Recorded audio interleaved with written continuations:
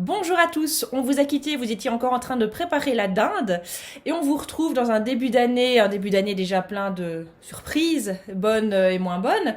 Et on va voir avec vous déjà le début de cette saison de WNBA. Vous allez me dire on est début janvier, mais oui, mais qu'est-ce qu'il y a déjà? C'est la Free Agency. Donc c'est-à-dire qu'à partir du 15 janvier, c'est bien ça, ou 14? 14, 15, on va dire qu'avec le décalage horaire ça dépendra. Les joueuses vont pouvoir commencer à négocier officiellement pour changer de club ou pour re-signer avec leur club. Les signatures effectives ne se feront que le 1er février, mais il y a du très très beau monde sur la liste et il va y avoir pas mal de discussions qui peuvent vraiment changer le visage de la ligue. Alors, avant de parcourir avec vous et avec l'équipe les joueuses qui seront les têtes d'affiche de cette Free Agency, on va peut-être simplement demander au guerrier site Shai Mamou s'il veut bien nous expliquer les différents concepts en fait des joueuses. Parce qu'il faut savoir que en WNBA, il ne s'agit pas simplement de transférer tu vas dans tel club et tu me rapportes autant de pognon. Il y a quand même des statuts dont bénéficient certaines joueuses et c'est un système un peu particulier. Je pense qu'il est propre à la WNBA. Donc Shai, est-ce que tu sais nous expliquer ce que peut avoir comme statut, quelle joueuse peut avoir quel type de statut? Alors déjà, on a les statuts qu'on connaît avec la NBA de Unrestricted Free Agents, donc agents libres non restreints, on va dire. C'est-à-dire que donc, les joueuses sont complètement libres de négocier avec la franchise de leur choix, et leur employeur actuel n'a pas son mot à dire. Il y a les Restricted Free Agents, donc là pour le coup c'est différent, c'est des joueuses qui ont au moins 4 ans de service dans leur équipe actuelle, et l'équipe a la priorité sur les autres. C'est-à-dire que s'il y a une offre qui arrive, admettons, je vous donne l'exemple de Candace Parker, admettons qu'elle soit restricted, si une offre arrive d'une autre franchise, les Sparks ont seulement à s'aligner pour remporter, entre guillemets, Candace Parker. Ensuite, vous avez les reserved players. En fait, il faut 3 années en WNBA pour avoir ce statut-là. On a vu pas mal de joueuses avec ce statut-là déjà signer leur prolongation ces derniers jours, parce que ça commence un peu plus tôt. Il y a eu Thea Cooper aujourd'hui, Béatrice Monpremier, Bridget Carlton, je crois. Latisha Euh, Hidman au Sun sont les quatre signatures, ouais. Exactement, avec Connecticut. C'est simplement que l'équipe actuelle, l'employeur de la joueuse, a les droits exclusifs pour négocier avec elle. Euh, et donc très souvent, ça se conclut par une prolongation. Et enfin, il y a le statut qui est très propre à la WNBA, les fameux core players. Donc en gros, c'est quand vous donnez le statut de core player à une joueuse, vous signifiez qu'elle est importante, pour pas dire indispensable, à l'avenir de la franchise. Et en gros, vous lui ôtez le statut d'agent libre total. Et donc, elle peut négocier qu'avec vous, elle passe en droit exclusif avec vous. Sauf qu'une joueuse peut être core player que 4 fois dans sa carrière. Donc, les superstars le sont fréquemment, et elles l'ont été majoritairement pendant leur carrière, mais il y a un moment où elles se retrouvent libres, et c'est plus possible d'utiliser ce statut. Voilà. Petite question, tu disais tout à l'heure que, imaginons que pour Candace Parker, elle reçoit une offre, par exemple, de tout hasard, hein, du Chicago Sky, et puis les Sparks décident, donc j'invente, hein, mais on lui donne 200 000 euros sur 3 ans, Mhm. et si les Sparks disent, ok, je donne 210 000 euros sur 3 ans, Candace Parker est obligée de rester aux Sparks, ou elle peut dire, non, mais moi, même si pour 10 000 de moins, je vais quand même au Sky. Non, en fait, de toute façon, déjà, il n'y aura pas d'offre supérieure, ça va être des offres. C'est souvent l'autre équipe qui dégaine. Chicago va dégainer pour tâter le terrain en disant, bah, nous, on peut mettre jusqu'à temps. Et après, les Sparks décident juste de s'aligner ou pas, en fait. C'est ça. Donc, les Sparks ont la priorité, ils ont simplement à s'aligner pour remporter l'enchère, entre guillemets, si on peut comparer Candace à une enchère. Et du coup, le libre arbitre des joueuses. Ah bah là, non, là, c'est un statut où elles ont pas de. Mais en général, ça ne dure qu'un an, et l'année suivante, elles sont unrestricted. Donc en fait, si une joueuse est vraiment mal dans son équipe, elle doit attendre d'être unrestricted player, c'est ça? C'est ça, en fait, ouais. En général, les équipes avec les stars, les équipes ne laissent pas les joueuses stars tester le marché pleinement, quoi. Ça se négocie avant, et c'est quand même assez rare, quoi. Un D'accord. billet. Ok.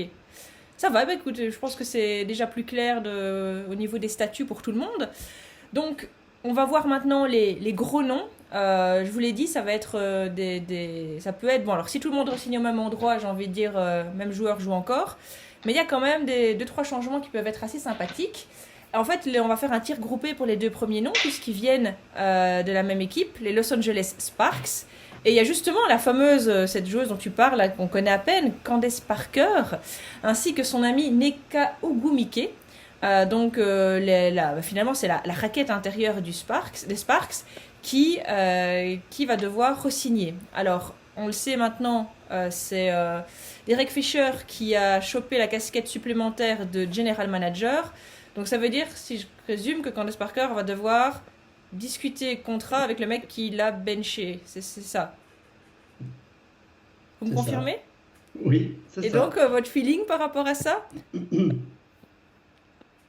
Ben, il y a eu des déclarations au niveau des Sparks de d'Eric Fisher au moment de sa prise de fonction où donc il a dit qu'il avait discuté avec l'ensemble des joueuses, que l'ensemble des joueuses avaient l'air partantes pour repartir avec le même groupe et d'après ce qu'il disait, parce que c'est jamais que la version, je vais dire, côté front office, elles étaient même plutôt d'accord pour faire une petite ristourne sur le contrat, toutes pour que ça puisse rentrer au niveau des salaires, parce que sinon le Sparks n'était pas en mesure de re-signer tout le monde, parce qu'il y a beaucoup de gens, il y a Chelsea Gray aussi qui est dans Ouais. le tas.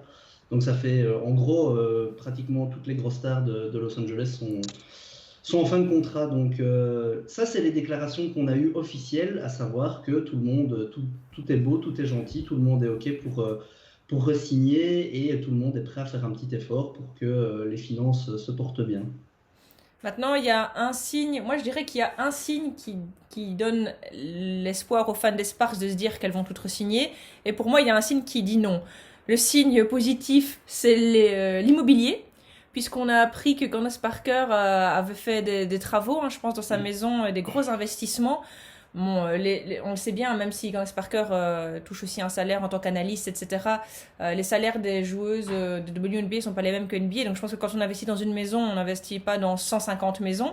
Donc je pense qu'il y a une volonté quand on fait des travaux de vouloir peut-être rester. Et en plus, Shai, je pense qu'elle avait discuté de ça avec toi dans l'interview en disant s'était pas mal baladée et que maintenant elle voulait peut-être se poser par rapport à sa fille. Bah, c'est ça, c'était vraiment le truc. Parce qu'il y avait une question, je lui avais demandé si on la reverrait à l'étranger un jour. Et même si elle a avoué avoir adoré toute sa carrière à l'étranger et toutes les expériences, elle disait que sa fille est arrivée à un âge où elle avait envie de se poser un peu et de plus vagabonder. Elle voulait avoir ses amis au même endroit, etc. Donc j'ai senti que c'était la priorité, mais après on sait jamais. Au final, il lui reste pas tant d'années que ça de carrière. Les saisons sont pas extrêmement longues. Il peut toujours se passer quelque chose.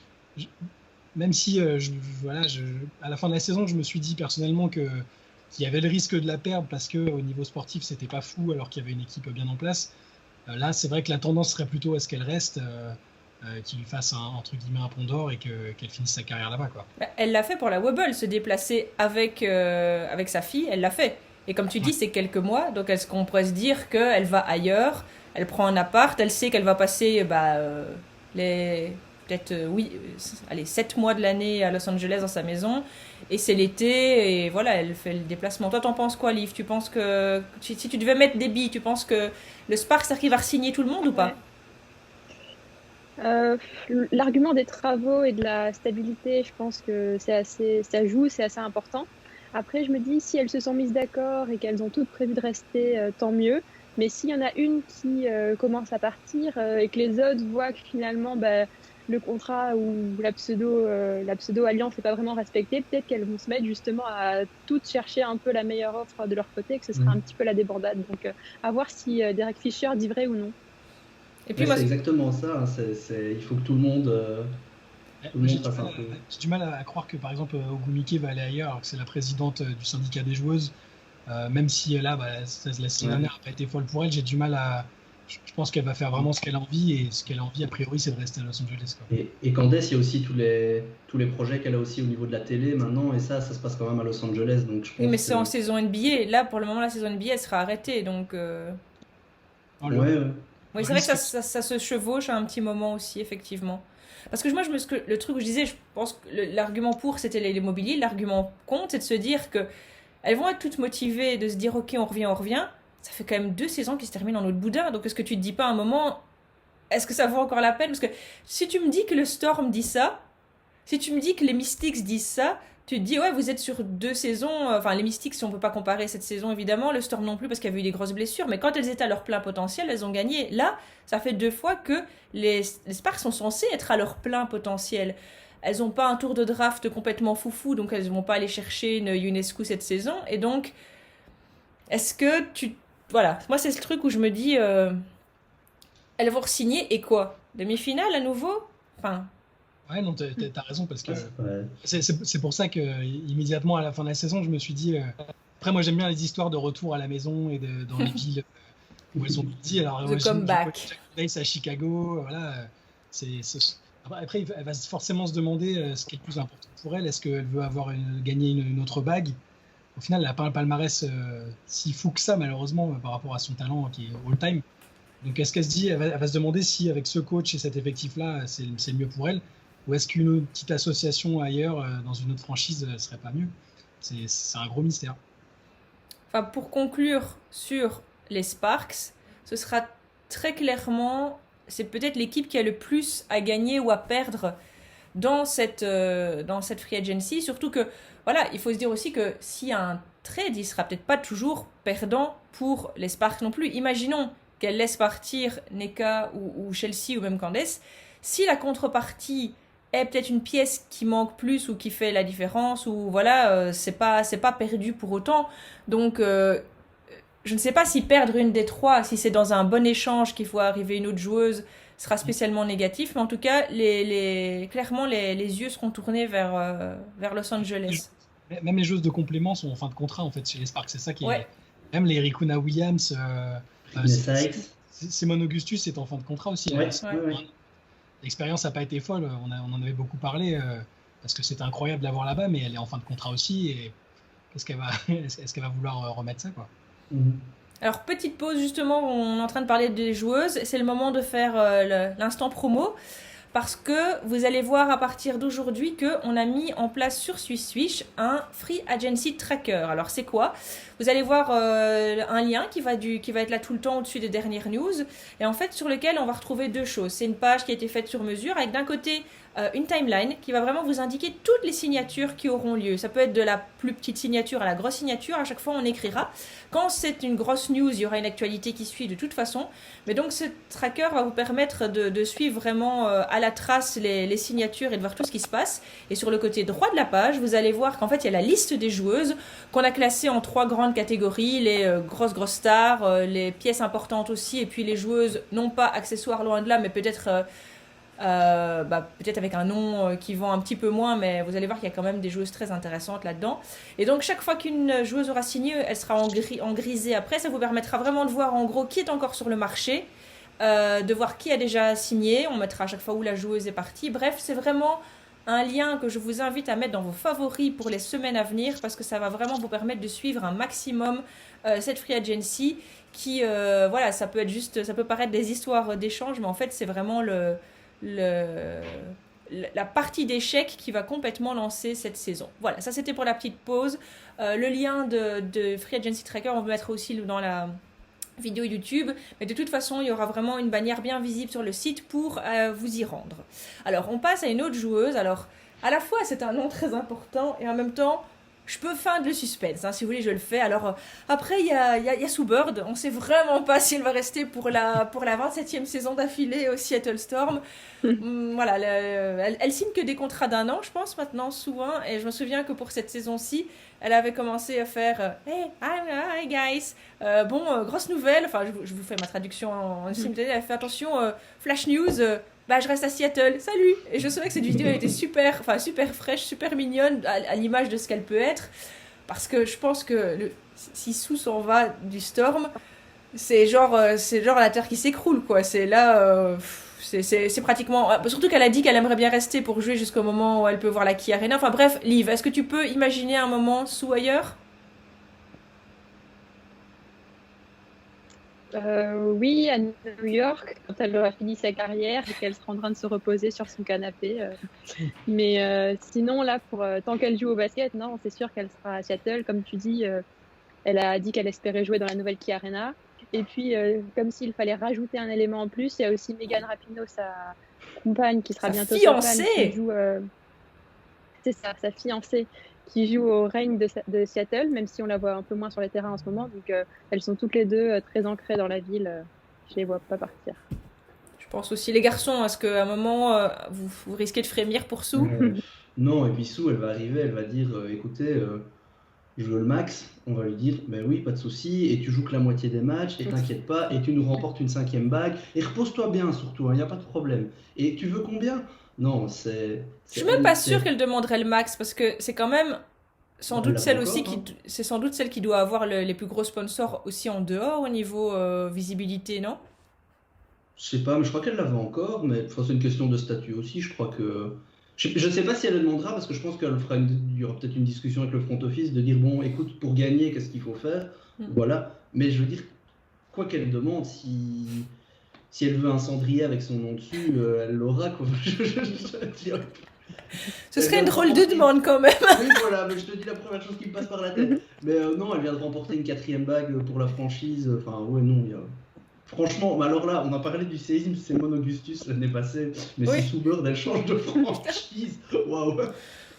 Je pense que là, genre l'année 2020, ce sera limite une anecdote par rapport à l'année 2021, Donc elle était l'année où... fan de l'année 2020, il s'est rien passé.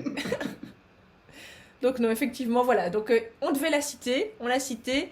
On fera évidemment une actu quand elle re-signera avec le Storm, mais voilà. Faisons pas trop les malins, mais je vois pas comment... Non, tout simplement non.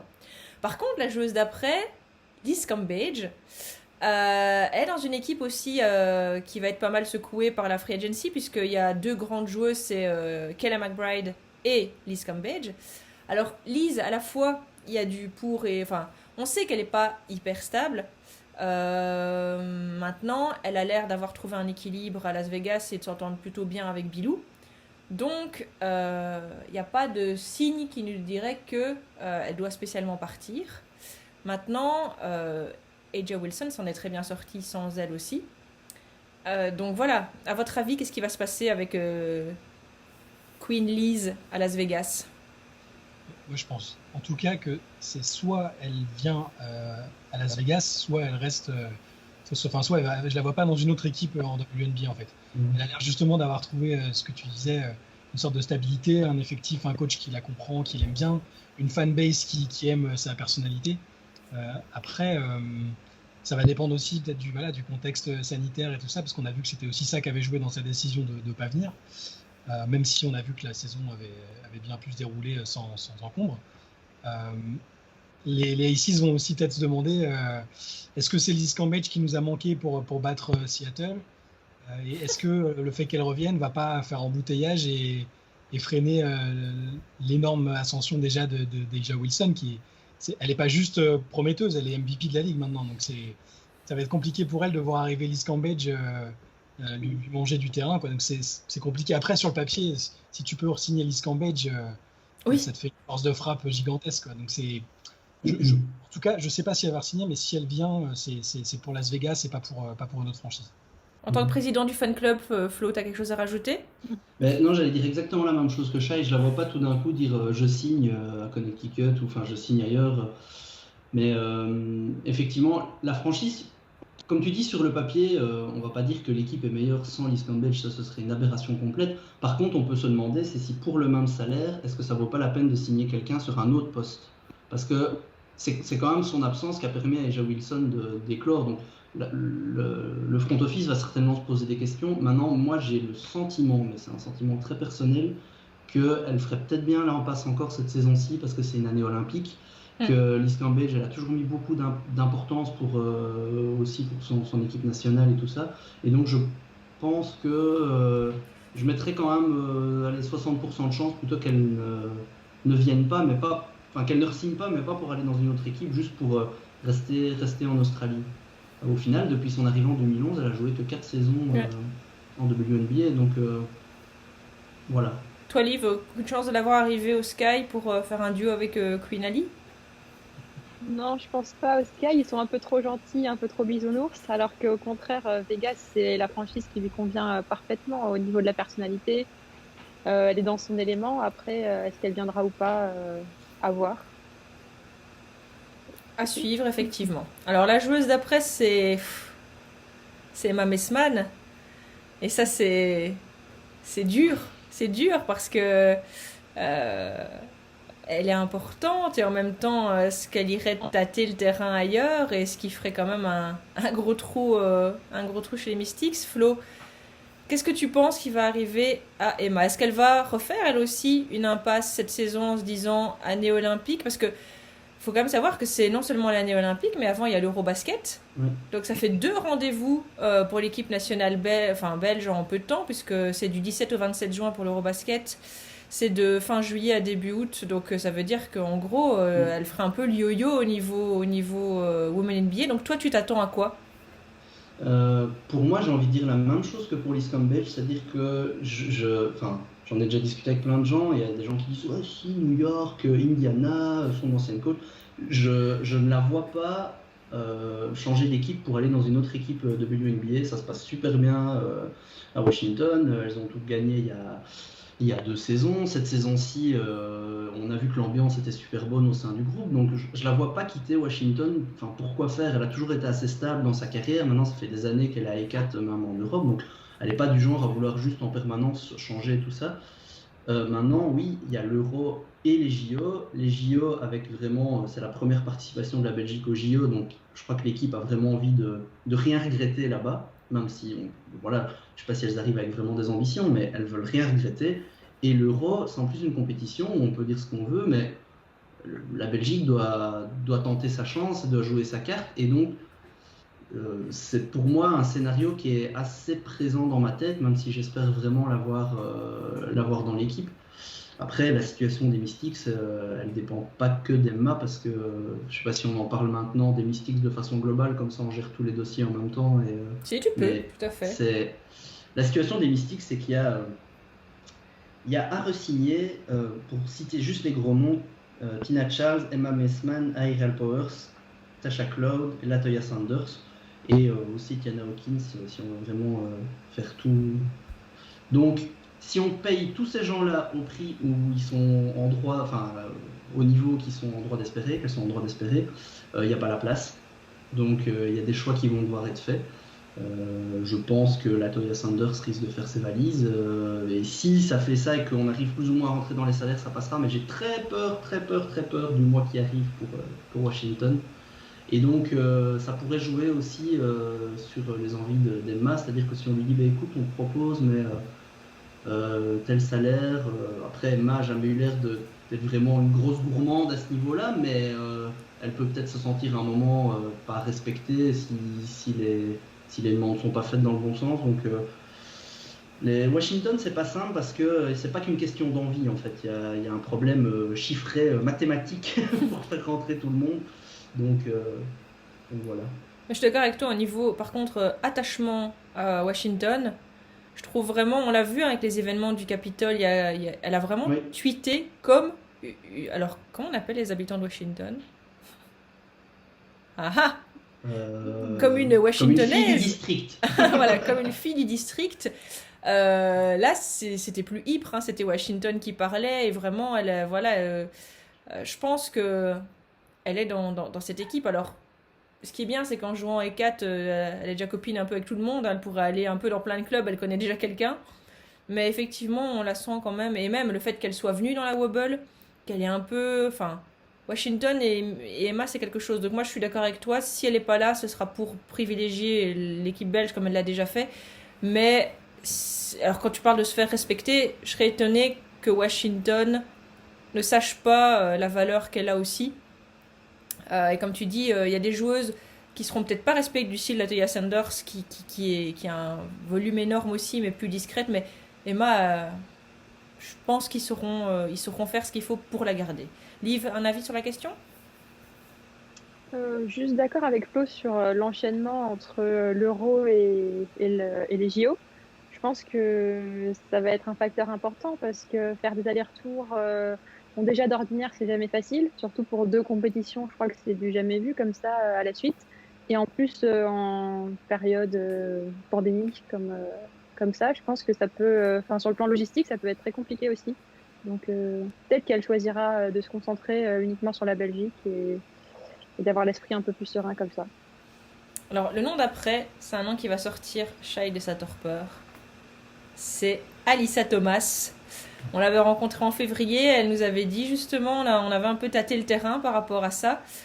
C'est ça, elle a fait 7 ans déjà, hein, Connecticut Sun, si je dis pas de bêtises, Shai. Et donc là, elle a l'occasion, alors qu'elle vient de monter en puissance et vraiment d'avoir mis sa couronne de reine du Connecticut, d'Uncasville sur sa petite tête, elle a l'occasion d'aller ailleurs. Toi, Shai, qu'est-ce que tu penses qu'elle va faire? Tu devais mettre une piécette. En fait, mon avis a beaucoup changé entre le début de la saison dernière et maintenant. Je pense qu'il y avait un risque important parce que c'était compliqué pour Connecticut d'enchaîner après la super saison qu'ils avaient fait avant. Malgré les difficultés qu'il y a eu, elles ont quand même fait un beau parcours sans Jonquel Jones. Alors, ce que Alyssa nous avait dit, texto, en gros, j'en ai marre, j'ai envie de gagner maintenant. Ouais. Sauf que je ne sais pas s'il y a beaucoup d'autres franchises dans lesquelles elle sera mieux armée que Connecticut l'année prochaine si tout le monde est là. Il n'y a pas beaucoup d'équipes qui peuvent proposer un collectif qui se connaît, avec des joueuses comme Dewana Bonner et donc Jonquel Jones si elle vient. Donc, j'ai quand même l'impression qu'elle est attachée aussi à la franchise, à ce qu'elles ont accompli ensemble, et qu'elle n'a pas envie de partir sans retenter de retourner en finale, quoi. Après, si au niveau effectif c'était compliqué, je l'aurais bien imaginé partir, ouais. Mais là, je suis pas trop inquiet pour elle, et pour le Sun en tout cas. Je la vois pas aller ailleurs. Aussi qu'elle signe un contrat court peut-être pour se laisser un peu de marge avant d'entrer dans un âge plus avancé. Je la vois pas partir du tout. Ou alors elle va faire une Kevin Durant et elle va les signer au Storm. C'est vous qui gagnez, c'est ça? Ok, c'est bon. Non, voilà, c'est effectivement, comme tu dis, elle est dans une équipe très compétitive dans laquelle elle est aussi respectée, etc. Donc, ce sera le gros nom qui devra être re-signé par le Connecticut avec Jasmine Thomas. Donc, effectivement, et elle n'a pas l'air spécialement en mauvais termes avec personne dans l'équipe. Elle n'avait pas l'air frustrée à la fin. Enfin, le Connecticut n'a pas fait une saison frustrante, un début compliqué, mais malgré tout plus qu'honnête. Donc, on est effectivement en droit d'espérer que le soleil continue à briller. Oh, c'est beau. Alors, Flo, on va revenir chez toi vite fait. Tu l'as évoqué rapidement. Est-ce que tu as quelque chose à rajouter sur Tina Charles, qui finalement a été un nom fort annoncé? Signature d'un an, elle vient pas. Là, je l'ai vue s'entraîner il y a pas longtemps. Elle avait toujours son petit t-shirt des Mystics. Est-ce que tu penses qu'elle va se dire ok, c'était cette fois-ci c'est bon, et elle revient? Mais je crois qu'elle a fait des déclarations comme quoi elle était complètement focus Washington, et l'équipe a pratiquement dit ouvertement qu'en gros ils allaient la signer. Donc là, je pense vraiment que c'est un done deal, comme disent les Américains. Je pense que oui, là elle va signer. Après, moi la question que je vais me poser, c'est à combien elle va signer. Est-ce que ça va laisser comme place ailleurs? Donc voilà, ça on va pas rentrer dans les détails, mais oui, elle portera le maillot des Mystics l'année prochaine à 95%. Ce serait fou qu'elle y joue jamais, qu'elle ait signé et qu'elle ait pas fait un match. Là, je l'aurais un peu mauvaise. Je t'avoue qu'on l'ait payé 1 an et qu'elle se barre. Je suis pas un méchant garçon, mais.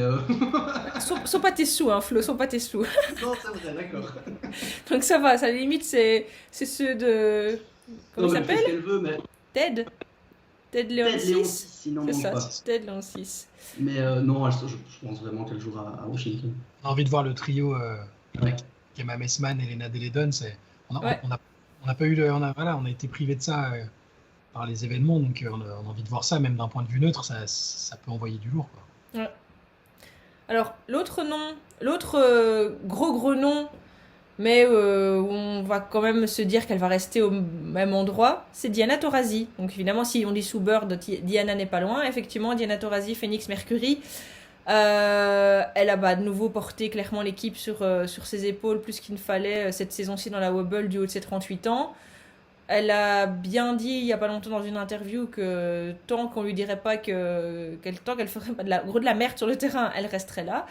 Donc du coup, est-ce qu'on peut se reposer et se dire que Diana Taurasi va tranquillement signer au Phoenix Mercury? Liv, ton avis? Ouais, moi, comme Sue, je pense que c'est une affaire de famille, un peu, le Mercury et Diana.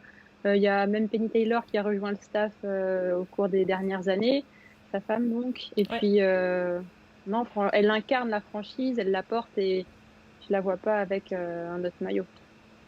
Vous êtes d'accord, les garçons? le Mercury c'est Torazi de la même façon que le Storm c'est Sue. Donc, encore une fois, ce serait un séisme. En fait, il y a vraiment le précédent Augustus qui fait qu'on n'ose plus tout à fait l'affirmer. Oui, mais je trouve que Augustus c'était une légende de la franchise. Torazi c'est la franchise, quoi. Ouais. Si elle s'en va, c'est vraiment qu'il y a un truc vraiment chum dans l'équipe, quoi. Pour moi, s'il y a un souci avec quelque chose, l'équipe elle va plutôt balayer tout ce qui est autour et pareil, Torazi elle demande ce qu'elle veut dans l'Arizona, elle l'a, je pense. Cendrier aussi. Oui. Non, mais Après, à la différence de Sue-Bird, là, les résultats sportifs sont pas certains. Donc, c'est une compétitrice à l'extrême. Je pense qu'elle est quand même un peu frustrée de la situation, même si elle est bien. Si Sue c'est 100%, Diana c'est peut-être 98 ou on peut pas exclure qu'il y ait un pétage de câble d'un côté. Le proprio du Mercury, c'est le même que celui des Suns, il est un peu starbé.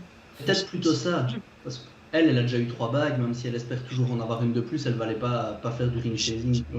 J'y crois pas une seconde, mais il y a peut-être 1% de chance pour qu'elle se dise tiens, je retournerai bien en Californie parce que c'est trop le bordel.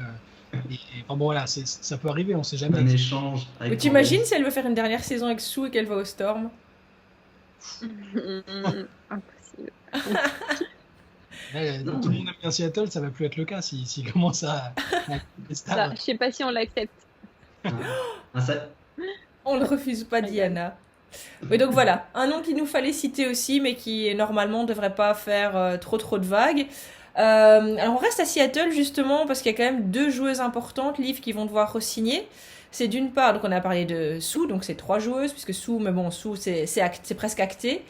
Mais c'est Natasha Howard et Alicia Clark, qui sont toutes les 2 en fin de contrat. Alors, il y en a encore d'autres derrière, hein. Il y a, si je dis pas de bêtises, Sammy Whitcomb en plus. Et est-ce qu'il y a d'autres joueuses importantes au niveau du Storm? Je pense qu'on a dit les plus importantes. Il y aura peut-être Epiphany Prince, bon ça je pense que c'est plus anecdotique. Mais donc voilà, surtout Alicia Clark, Natasha Howard. Pour toi Liv, est-ce qu'on les retrouve l'année prochaine sans aucun problème ou une petite envie de bouger peut Franchement, j'ai envie de dire oui parce que que peuvent-elles espérer de plus qu'un titre de WNBA? Quand on pense à Natasha Howard, en 3 ans, elle a eu 3 titres avec Minnesota, puis 2 titres avec Seattle. Donc ça lui fait déjà un beau palmarès. Je pense elle va uniquement vouloir continuer à collecter des trophées si possible. Après, la seule petite question, c'est qu'avec le retour de Brianna Stewart cette année, on a vu qu'elle était un peu moins en avant qu'elle avait pu l'être en 2019. Mais bon, est-ce que ça justifierait juste pour être vraiment la star de l'équipe qui brillerait, d'aller dans une équipe moins cotée, jouant peut-être la mi ou la fin de tableau? Je ne pense pas. Je pense que puis en ce qui concerne... Oui, vas-y. Non, fini, vas-y. Non, mais j'allais partir sur Alicia Clark, donc... Ouais, mais c'est lié parce que c'est lié en fait. C'est juste que je me disais que t'as raison dans ce que tu dis, mais en fait pour moi c'est pas une question de statut. C'est juste que elles vont se demander si elles ont envie de gagner plus d'argent ou pas. C'est tout en fait. Parce qu'il y a forcément des équipes sur le marché qui vont se dire est-ce qu'on va pas envoyer la sauce pour avoir une des deux quoi? Parce que Natasha Howard elle est à $117 000 je crois. Donc il y a une équipe qui peut très bien lui proposer un max total. C'était l'ancien max. Elle était à l'ancien max. Donc voilà. Si elle vient au nouveau max parce qu'elle se dit moi je suis une joueuse max. Ouais. Et donc je le prends, elle est payée le double. Et si tout le monde fait ça à Seattle, il n'y a pas la place. Après, elles sont en train de gagner, donc elles peuvent se dire aussi, le groupe fonctionne trop bien, on est juste parti pour être une dynastie. Donc moi je prends pas 200 000, je prends juste 150, toi tu prends pas 160, tu prends juste 140. Encore une fois, c'est comme les Sparks, et je pense que l'entente a l'air vraiment bonne et le groupe est vraiment à fin de gagner de victoire. Mais si elles réfléchissent juste en termes de sous, ça risque de coincer. Malheureusement, elles sont c'est triste, mais c'est parce que justement, il y a un tel écart. En NBA, on se poserait sans doute pas la question, parce qu'au final, ça reste des sommes démentielles. Là, c'est des sommes importantes qu'elles peuvent gagner en plus. Alicia Clark, elle est à 89 000, un truc comme ça, 87 000. Là, avec les saisons qu'elle a fait, et tout le monde s'est rendu compte de l'importance qu'elle avait. Elle aurait été All-Star s'il y avait eu un All-Star Game. Elle est dans c'est la meilleure défenseuse de la ligue. Il y a une équipe qui peut se dire, nous, on est max, et en plus, on dépeuple un peu Seattle. Donc, on n'est pas à leur place, on n'est pas à la place des joueuses. elles peuvent se dire bon bah il me reste 2 ans de carrière max à ce niveau-là. Peut-être que j'ai aussi envie de prendre un gros chèque. J'ai déjà 2, 3, 4 bagues. Voilà. C'est le risque. Et après, voilà, je pense qu'on aimerait à peu près tous qu'elles restent ensemble parce que c'est une super équipe et qu'on a envie de les revoir continuer. Effectivement, donc Seattle, ça peut vraiment... On se dit que ça va rester, mais une pièce peut quand même fort... bon, maintenant, Stewie, elle n'est pas dans la liste, donc j'ai envie de dire, Seattle peut déjà dormir un peu plus tranquille sur ses oreilles. Mais effectivement, c'est quelque chose d'assez... Enfin, il y a beaucoup de noms quand même, et même Sabine Whitcomb, en sortie de banc, c'est quand même une très très bonne joueuse. Et elle aussi va être amenée... Alors, en plus, il y a le fait qu'elle soit jeune maman depuis cette saison aussi. Donc pareil, l'Australie, est-ce qu'elle va revenir cette fois-ci? Elle avait quitté la Wobble un peu plus tôt. Donc je sais pas, est-ce qu'elle a eu des déclarations sur le fait qu'elle voulait peut-être... Est-ce qu'elle joue pour le... Elle joue pas pour le moment, un livre? Non. Elle avait signé à Perth, en Australie, avec les Lynx là-bas, et finalement, elle a arrêté son contrat, donc elle se concentre pour l'instant sur son fils, sa femme. Donc, voilà. Donc, je sais pas trop ce qu'elle envisage pour la suite. Parce que, mais elle joue pas dans l'équipe d'Australie, elle est pas dans... Ben, en fait, la dernière fois au TQO, Sandy Brandello avait choisi de prendre Leyland Mitchell à la place. Et comme ils ne peuvent avoir qu'une seule naturalisée dans l'équipe, elle n'avait pas été sélectionnée. Mais au Mondial 2018, elle était dans l'équipe, par exemple. D'accord. Donc elle aussi pourrait avoir peut-être le côté je fais l'impasse cette saison pour jouer avec mon pays. Donc à suivre vraiment. Alors, une joueuse par contre pour laquelle il y a beaucoup d'interrogations, c'est une autre joueuse des Aces, c'est Kayla McBride. Alors pourquoi beaucoup d'interrogations? Parce qu'elle a vraiment fait une saison un peu en dessous de son niveau général. Elle s'est pas mal exprimée sur le sujet, donc on sait qu'elle a eu des gros coups de mou et des difficultés au niveau santé mentale. Elle l'a écrit, on a traduit ce texte et c'était aussi une belle façon de se livrer et d'expliquer ça. Mais toujours est-il qu'on l'a pas sentie clairement heureuse et bien cette saison. Alors est-ce que du coup l'envie de partir ailleurs pourrait un peu solutionner ça pour Kayla McBride? Je sais pas ce que vous en pensez. Elle a fait aucune déclaration par rapport à l'équipe, comme quoi elle se sentait pas bien là-bas, mais on peut vraiment se poser la question, oui.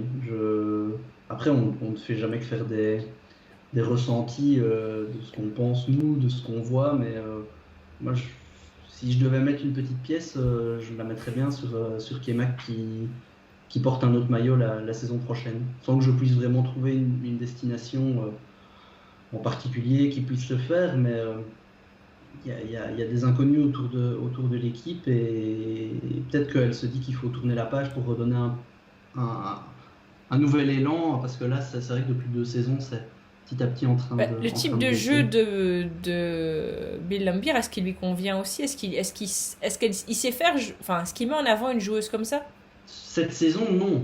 Cette saison, il l'a pas fait, mais cette saison, il avait vraiment particulièrement peu. Il y avait qu'elle qui savait shooter. Enfin, je caricature, mais il y avait qu'elle qui savait shooter. Donc, il a pris le parti de se dire, je shoote pas.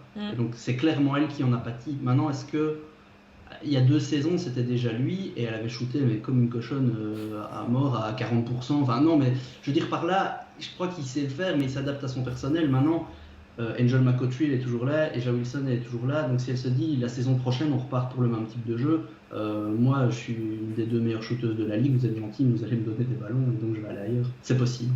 Et Kelsey Plum va revenir aussi. Ouais. Il y a des équipes qui pourraient, qui passeraient clairement un cap. Là on a classé les joueuses dans des catégories où justement on indique qu'elle changerait un peu le destin d'une franchise. Typiquement, McBride, si elle signe à Minnesota, par exemple, ou sur le poste 2, tu rajoutes McBride dans l'équipe, ça change complètement la donne et elles sont obligées de viser le titre tout de suite si c'est la Kayla McBride qu'on connaît, quoi. Donc je sais pas. Après, le GM des Aces avait dit en fin de saison sa priorité c'était de s'occuper des free agents de l'équipe actuelle, donc de conserver l'ossature. peut aussi se dire, voilà, là, on a une équipe qui tourne bien avec une McBride moyenne. Est-ce que je vais plutôt chercher à renforcer un autre poste, meneuse, ou je ne sais pas. C'est compliqué. Alors, dernière joueuse qu'on va peut-être citer dans les gros noms.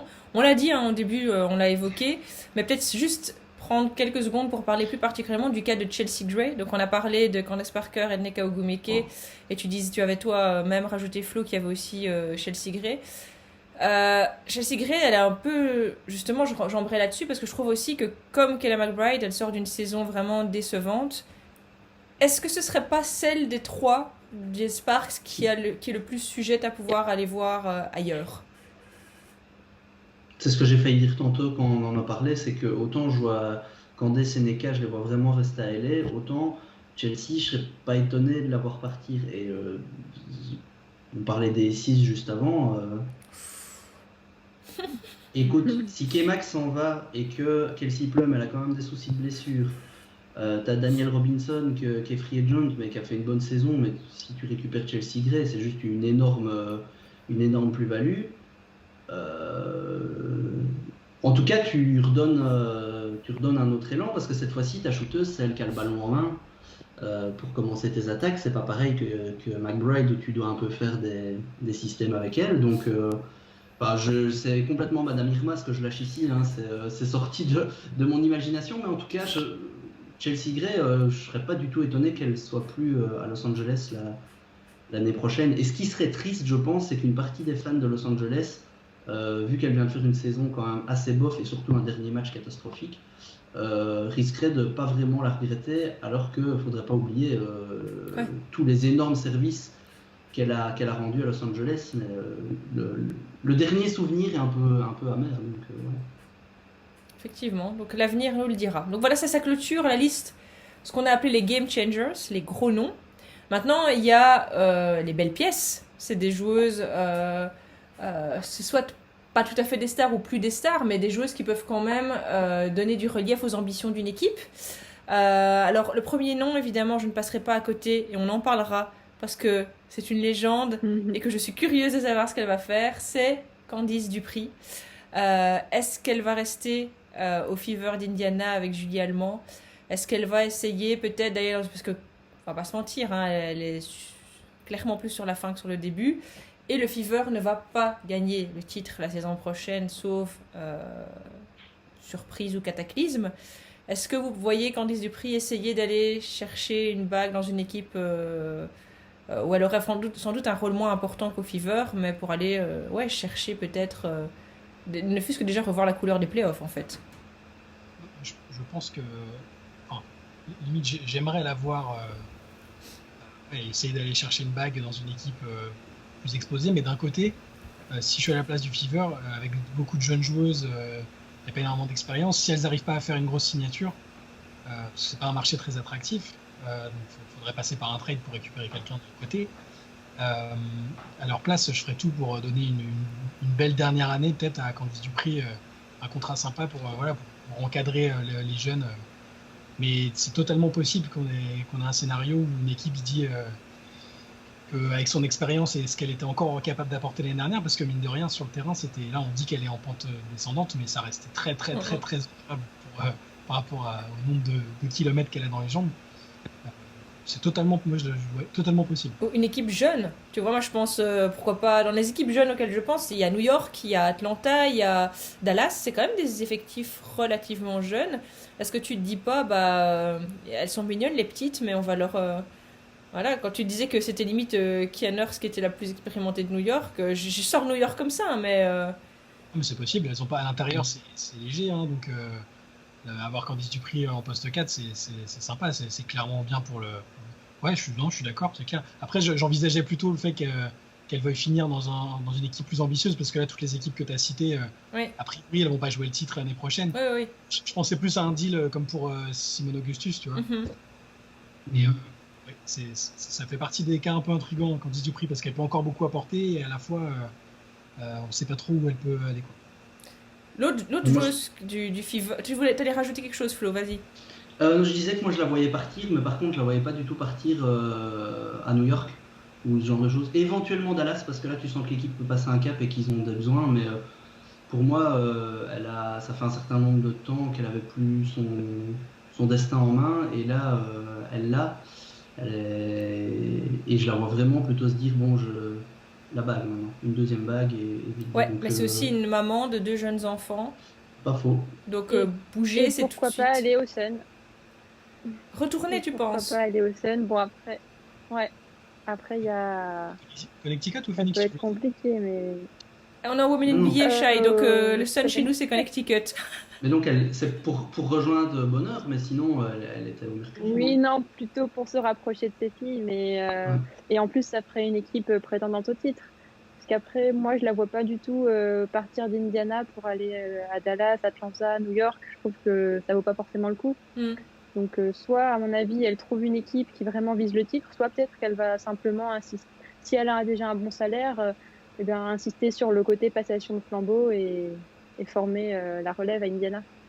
Elle nous a rien laissé paraître quand on l'a eu en interview, donc c'est vrai que là, on sait même pas se baser sur des petites phrases. Elle a pas spécialement. Elle est assez secrète, hein, Candice Dupri. Donc là, je pense que, à part le moment où on aura la signature, on saura pas avoir beaucoup plus d'infos. Alors, l'autre joueuse du Fever qui va devoir re-signer, c'est Erika Wheeler. Erika Wheeler qui voulait être dans la Wobble et qui n'a jamais pu y venir parce que protocole Covid et qu'elle l'avait chopé en dehors et qu'elle a essayé et finalement c'était tellement tard qu'elle n'a jamais pu venir. Et donc du coup, saison blanche pour elle, un peu contrainte et forcée. Mais bon voilà, qu'est-ce qu'elle va faire l'année prochaine? Est-ce qu'elle va rester en sachant que le Fever, Enfin, il y a Julie Allemand, quoi. Julie Allemand, elle s'est installée entre-temps. Et donc, qu'est-ce que... Je sais que les relations entre Erika Wheeler et Julie Allemand sont assez bonnes. Hein. Julie Allemand avait plusieurs fois dit que Erika Wheeler lui écrivait, l'encourageait, était hyper positive, etc. Ce qui m'étonne pas parce que on voit que c'est une belle personne. Mais est-ce qu'il va pas y avoir deux joueuses pour le même poste, ou alors est-ce qu'on peut en décaler une finalement et jouer avec les deux et finalement choper une ligne arrière assez intéressante? Qu'est-ce que t'en penses, Shai? C'est vrai, c'est vraiment la bonne question. Est-ce qu'elles peuvent jouer ensemble? Sur le papier, ça peut être hyper intéressant. Ça débarrasserait un petit peu Julie de la pression de mener absolument toutes les attaques, de jouer, d'avoir un temps de jeu gigantesque et de finir sur les rotules, parce que elle a fini comme ça, malheureusement. Si à côté tu lui mets une joueuse qui est capable d'avoir la balle en main, de créer tout ça, moi sur le papier j'aime bien. Après, est-ce que ça tient la route sur toute une saison sur ces deux profils-là? Je sais pas. Mais et à côté de ça, il y a plein d'équipes qui peuvent se dire, ah oui, Erika Wheeler, ça peut être sympa d'ajouter ça à notre équipe, la mène, c'est cool aussi, quoi. Moi je la vois bien rester à Indiana et jouer avec Julie, parce que les deux ont l'air de, comme tu disais, de bien s'entendre, et la franchise aime bien les deux, donc moi je les vois bien être alignés ensemble l'année prochaine. Il ne faut pas sous-estimer le fait que Indiana peut faire tout péter aussi, parce que c'est une équipe qui a par contre énormément de pognon disponible, et donc ils peuvent se dire, bon, c'est quand même une grosse déception la saison qui vient d'arriver, et donc il peut y avoir un côté aussi où après c'est pas un marché très attractif, donc c'est compliqué. Ouais, C'est mais bizarre, bon, Indiana, je sais pas du tout. des marchés peu attractifs peuvent parfois le devenir un peu plus, donc qui sait. Alors un autre nom intéressant, on avait parlé d'Alyssa Thomas, c'est l'autre Thomas du Connecticut, c'est Jasmine Thomas, qui doit aussi re-signer. Peut-être un peu plus inconstante, mais qui a quand même été, qui a eu l'occasion de faire... Ah, voilà mon chat qui vient dire bonjour, ça c'est fait. Bonjour, voilà iCat, bonjour iCat. Et du coup, il y a Email qui passe la tête. Et du coup, il a tracé. Voilà. Mais donc, Jasmine Thomas, ça reste quand même une joueuse qui a eu des coups d'éclat plus que probants cette saison. Et donc, qu'est-ce que tu penses, toi, Liv, qu'on peut espérer revoir Jasmine Thomas au même endroit? Bon, je suis pas une spécialiste de la joueuse ni du Sun, mais je sais. En fait, il faudrait que je sache niveau salaire, est-ce qu'elle a le maximum qu'elle peut obtenir? Parce que sinon, pourquoi pas? Après, quand on est au Sun, tout est là pour essayer de gagner un titre. Je pense pas qu'elle en ait un déjà. Donc, quand on est déjà dans une équipe avec des ambitions aussi fortes, je pense que mis à part une proposition très alléchante dans notre club. Donc, en gros, à part aller au Storm... En fait, je vais envoyer Ouais, tout le ça monde au pourrait stand. avoir Tous les gens beaucoup qui de n'auront pas envie de gagner un titre, j'ai envie de dire, venez toucher la Sainte Union Brianna Stewart sous Bird et venez remporter votre titre vous aussi en fait. Donc oui, Jasmine Thomas, c'est difficile à dire hein, parce qu'elle est plus non plus au tout début de sa carrière, l'air de rien. Alors elle n'est pas vieille, hein, loin de là, mais bon. Et donc elle a déjà fait plusieurs franchises, si je dis pas de bêtises. Oui, elle a fait plusieurs franchises. Elle a fait quoi, 4 saisons avec Connecticut, 3 ou 4 saisons. Et moi, je pense qu'elle va rester parce que elle est souvent décrite un peu comme garante de la culture et d'identité de jeu. Souvent, Kurt Miller parle vraiment d'elle. Alors, elle a pas très bien débuté la saison dernière. Elle rentrait rien et défensivement, alors que c'est une joueuse fantastique en défense, elle n'était pas en taquet. Mais on a vu en playoff qu'elle était montée en puissance. Elle est extrêmement proche d'Alyssa Thomas. Voilà, je pense, j'ai du mal à imaginer une autre franchise lui donner beaucoup d'argent. Voilà, elle a passé la trentaine. Je pense qu'ils vont la verrouiller pour un an ou deux et continuer avec le même noyau dur. Je serais surpris d'avoir parti en fait. Alors, Non, oui. surtout qu'il y a du monde à signer au Sun, mais ce seront les deux priorités, c'est les deux Thomas. Ouais. Donc je crois qu'ils s'arrangeront pour que le groupe a super bien fonctionné. Tu sais bien que Jonquel va revenir. Allez, ça sent bon quoi. Alors, une autre joueuse qui a passé la trentaine et pour laquelle on peut se poser des questions, c'est Simone Augustus. Puisqu'elle avait complètement défrayé la chronique en passant des Lynx aux Sparks, mais maintenant, elle avait signé que pour un an. Et la question, c'est quid maintenant? Est-ce qu'on peut se dire que finalement, ça a été une réussite d'aller aux Sparks? On la voit peut-être difficilement quand même retourner à Minnesota maintenant, mais en même temps, est-ce qu'on la voit rester... le haussement de sourcil de chat, il vaut tout, quoi. Oh, je vais en faire un ralenti ou un mème parce que c'était assez violent.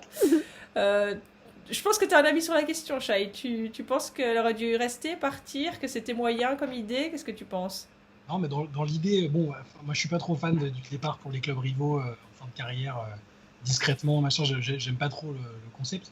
Après, là, si elle s'en tient à ça, plus personne se souviendra qu'elle a joué aux Sparks parce que c'est une saison où on l'a très peu vue, elle a pas pesé sur les résultats de l'équipe.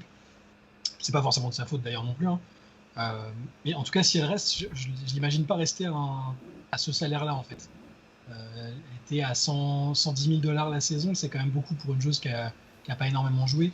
Donc si elle accepte une ristourne pour, dans l'idée qu'on évoquait tout à l'heure, voilà, tout le monde repart et on essaye une dernière fois, j'ai du mal à l'imaginer rester à ce salaire-là en tout cas. Et j'ai aussi du mal à l'imaginer aller ailleurs en fait. Et vu que la retraite était évoquée pour elle avant qu'elle choisisse les Sparks, ouais, pour moi c'est les Sparks ou la retraite. Oui, effectivement, je suis assez d'accord avec toi. Et je pense que si elle finit comme ça, ce sera un peu le Wizards de Jordan, ce sera le Sparks de Simone.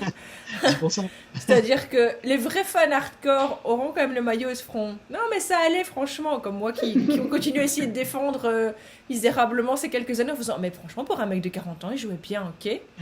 Mais ça, c'est vraiment que les fans complètement hardcore et aveugles. Mais le commun des mortels essaiera juste d'oublier cette partie-là. Ça n'a jamais existé. Moi je rappelle que j'ai le maillot des Wizards. Hein, donc de Jordan aux Wizards, je l'ai. J'ai vraiment voulu aller jusqu'au bout. J'ai souffert jusqu'à la fin. Mais oui, je pense que c'était peut-être pas le meilleur move à faire maintenant. On n'est pas dans les petits papiers. On ne sait pas pourquoi, on ne sait pas ce qui s'est passé. Mais je suis d'accord avec toi, à mon avis, retraite ou dernière danse, en fait, tout simplement. Alors, un nom, par contre, loin de la dernière danse et qui va plutôt être intéressant, c'était la MIP, Betnijah Laine, puisqu'elle était au Atlanta Dream. Ouais, ça te fait mal Je sais pas de qui tu parles. Il y a un petit ulcère qui vient de péter chez Flo. Donc, elle va pouvoir signer. Et la question, c'est est-ce qu'elle reste dans le club qui l'a révélé, qui lui a donné vraiment la possibilité de briller et voilà, sur laquelle qu'elle a déjà un peu porté, etc. Ou est-ce qu'elle se dit, voilà, maintenant j'ai montré mon niveau et je vais aller jouer des gros bras ailleurs. Ton avis, Flo, justement, puisque tu connais bien la joueuse. Moi, j'ai l'impression qu'elle va rester pour plusieurs raisons. C'est-à-dire qu'elle vient d'exploser, c'est là qu'elle a eu la place d'exploser. Pour le moment, c'est elle la leader de l'équipe. On sent bien que Kennedy Carter va arriver et je la vois bien signer un contrat court, bien cher, parce que de toute façon, pour le moment, Atlanta va essayer de compter sur elle dans un premier temps pour essayer de construire, j'ai l'impression, et devrait lui proposer quelque chose qui va avoisiner le max. Elle vient d'être MIP, elle aurait été largement All-Star s'il y avait eu un All-Star Game. Donc moi j'ai l'impression qu'elle va peut-être faire un contrat court pour se dire bon après c'est bien gentil, j'essaierai peut-être de trouver une autre équipe si le projet Atlanta ne démarre pas, en tout cas n'évolue pas comme je le pense, mais je la vois bien rester, elle a toute la place, elle sait mettre ses 16 points, elle sait briller, je vois pas pourquoi elle partirait, mais par contre contrat court. Ouais. D'accord aussi, Liv? Ouais, je pense qu'elle a un vrai coup à jouer niveau salaire, vu l'explosion qu'elle a eue cette année. Et étant donné que le Dream a de la place et qu'il n'y a pas, comme tu dis Flo, de nombreuses joueuses qui peuvent prétendre à des contrats max, autant qu'elle prenne le plus qu'elle peut. Il y a clairement une propriétaire qui a beaucoup d'argent et maintenant un peu plus de temps au Dream. Peut-être que ça va vouloir s'impliquer et pousser Beth Naija encore plus loin. Et toi, Shai, tu penses aussi qu'elle va rester essayer de faire un duo avec Kennedy? Je reviens toujours pas qu'elle ait été coupée par Indiana. Indiana le nez fin. Ouais, je comprends pas. Là, pour moi, là, c'est typiquement une joueuse qui va être recherchée par toutes les équipes, justement à qui il manque un élément comme ça, parce que on l'a dit plein de fois ici. Moi, je la voyais vraiment comme une joueuse exclusivement défensive, et on a vu ce qu'elle a fait en attaque l'année dernière. Je sais pas s'il y a beaucoup de two-way players, comme on dit, de ce niveau-là, à cet âge-là, un peu dans leur prime, dans la ligue. Donc, ça peut devenir une pièce très rare si elle garde ce niveau-là. Donc là, elle touchait $90,000. Effectivement, il y a une équipe qui peut se dire on croit vraiment en elle, c'est une All-Star pérenne et on envoie le max, quoi. Et après, est-ce qu'Atlanta voudra lui donner le max? On ne connaît pas bien les plans de l'équipe. Il y aura Kennedy Carter assuré sur l'avenir. Clairement, ça va être théoriquement la franchise player dans les années à venir. Moi, je suis pas fan d'Atlanta comme ça sur le papier, donc j'aimerais bien, limite, je voudrais la voir ailleurs. Mais ça se tient, hein, le fait qu'elle reste parce que c'est là où elle a explosé, ça se tient complètement. Quand même un beau duo en perspective avec Courtney Williams, non, Shai? Tout à fait. Ça laisse rêveur, non? Très bien, je pense qu'on a passé en revue les noms sur lesquels on avait le plus de choses à dire. Maintenant, je vais quand même mentionner encore quelques joueuses qui vont devoir re-signer et qui peuvent faire la différence. Donc, il y a Aerial Powers au pouvoir aérien des Mystics. Il y avait également Cheyenne Parker du Chicago Sky, Glory Johnson du Atlanta Dream, Tiana Hawkins des Mystics, Brianna Jones du Sun, Danielle Robinson des Aces, Rekona Williams des Sparks. Niveau Liberty, il y a quand même Amanda Zawibi qui est capable de parfois de certains beaux coups d'éclat et qui est aussi partie maintenant des joueuses des vétérantes. Et Alicia Gray au Dallas Wings. Je m'en voudrais de ne pas mentionner le cas Caroline Swords, parce que c'était quand même l'histoire what the fuck de 2020, puisque si vous aviez suivi Caroline Swords, elle était gentiment partie à la retraite en se disant bon, mes genoux sont un peu en carton, tout ça c'est mignon, mais je vais gentiment aller dans le front office des Las Vegas Aces, à part que Liz Cambage n'est pas venue, que je pense que c'est Sun, elle s'appelle, la joueuse coréenne, qui a aussi dit moi je peux pas venir avec le Covid, et donc Bilou est montée dans les bureaux à Las Vegas, elle fait Caro, je sais pas comment te dire, mais tu vois, ce serait bien que tu ailles courir un peu parce qu'en fait on va avoir besoin de toi. Et donc du coup elle a fait une saison où elle était carrément dans le 5 majeur. Elle a tenu sa place avec un style de jeu parfois un peu... J'en ai parfois rigolé, que je considérerais un peu vieillot, même si on est bien d'accord qu'elle me roule dessus 150 fois en marche avant, en marche arrière, mais avec un style un peu plus compliqué. Et au final, elle a tenu donc la meuf à la retraite qu'on a été rechercher était dans le 5 majeur de l'équipe finaliste. Et là, elle nous a toujours pas annoncé qu'elle repartait. Donc on se dit, est-ce que finalement, ça lui a remis de l'essence pour un tour, ou est-ce qu'elle va quand même remonter dans les bureaux du front office des Aces? Voilà, c'était vraiment la petite histoire qui me fait sourire. Le fantastique, c'est que toute la saison, on a cru qu'elle avait 39 ans. Non, mais elle a 40 ans. C'est sympa, elle est venue faire une dernière pige et tout. Ah, franchement, c'est cool, merci. La meuf a 31 ans, quoi. Et on est tombé des nues parce que... Et au final, ouais, titulaire en finale de WNBA. Et elle n'a pas annoncé sa retraite, donc je pense qu'elle va attendre de voir ce que donne le marché, enfin ce que donne... ce que fait Liz Cambage. Voilà, ce que fait Liz Cambage et tout ça, et puis Et Franchement, c'est même pas son visage qui fait vieux, c'est son jeu en fait. Enfin, la Ouais. pauvre, en plus j'ai eu de la peine Je parce crois que qu'elle a c'est. plus de genoux. En fait, c'est ça, elle a clairement pas de genou, elle joue avec un truc de Terminator et tout. Tu sens que si elle enlève le truc, son genou, mais il part à l'autre côté du terrain et tout. Mais elle est là quoi. Et donc voilà, c'était vraiment Mais le oui. petit clin d'œil parce que j'ai. Peut-être même un peu de tendresse pour Caroline Swartz qui se retrouve un peu là quoi. Oui, je trouve. Elle a beau nous faire sourire, il y avait quand même une certaine efficacité. Par moment, elle prenait les rebonds, elle remontait. Et elle Elle faisait ce qu'il remontait et fallait, tout. hein, elle faisait juste son taf, c'était bien. Hein. Tic, Elle mais se c'était prenait pas pour efficace. ce qu'elle était pas, quoi. Non, Ouais. non, et plusieurs fois on a bien vu que Bill Lambert il lui faisait réellement confiance. Hein. Il a été la rechercher et je pense qu'elle n'était pas son premier choix, mais il s'est pas senti spécialement floué parce que quand on appelle un bon petit soldat, ben voilà, putain, on aurait quand même réussi à limite parler plus longtemps de Caroline Swartz que de certaines autres de la Free Que le Agency. Diana. Mais je pense que c'est les petits trucs sympas qui rendent aussi la Women NBA chouette à suivre. C'est ce genre de petite histoire. Donc voilà, personnellement, je suivrai vraiment avec attention pour savoir si Caroline Sword re-signe ou pas.